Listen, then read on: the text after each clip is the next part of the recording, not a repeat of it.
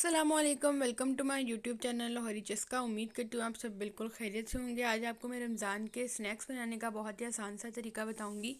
बिस्मिल्लाहिर्रहमानिर्रहीम। यहाँ पे हमने 2 मेजरिंग कप जो है वो मैदा ले लिया था, अच्छे से छान लिया उसको। इसमें हमने थोड़ा सा हस्बे ज़रूरत नमक और 1 टेबलस्पून इसके अंदर हम ऑयल मिक्स कर लेंगे।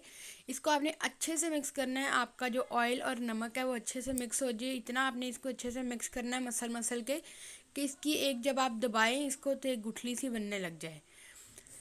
इसी तरह हम इसको अच्छे से हाथों से मिक्स कर लेंगे। मैं खुद ही वीडियो बना रही थी और ख़ुद ही मैंने रेसिपी बनानी थी, तो इसीलिए मैं इसको एक हाथ से मिक्स कर रही हूँ। आप अगर हो सके तो अच्छे से दोनों हाथों से मिक्स कर लेना है और इस तरह आपने देख लेना है कि ये जो है वो अच्छे से गुठली सी बन के जुड़ने लग गया है।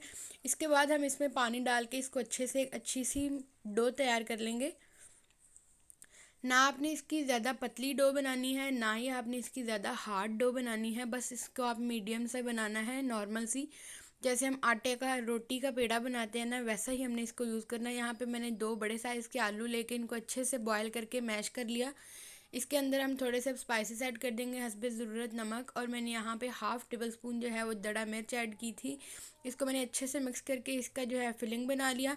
यहाँ पे आप देख सकते हैं, यहाँ पे मैंने रोटी जो है वो बेल के अच्छे से तैयार कर ली। अब इसके अंदर हमने दरमियान में से और साइडों में से थोड़ी थोड़ी सी स्पेस जो है वो हमने खाली छोड़नी है।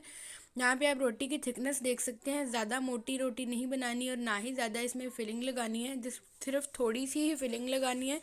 इसके बाद हम इसको पिज़्ज़ा स्लाइसेस की तरह काट लेंगे अच्छे से। और बाद में आपको मैं ये बता रही हूँ कि यहाँ पे हमने हाथों को थोड़ा सा मैदा लगा के खुश्का, और इसको हम अच्छे से रोल कर लेंगे। और यहाँ पे आप देख सकते हैं कि कितने खूबसूरत से हमारे स्नैक्स बनेंगे। यहाँ पे इसको हम सारों को ऐसे ही तैयार कर लेंगे। मैंने यहाँ पे 2 रोटियाँ बनाई थी, 2 रोटियों के बनाए थे।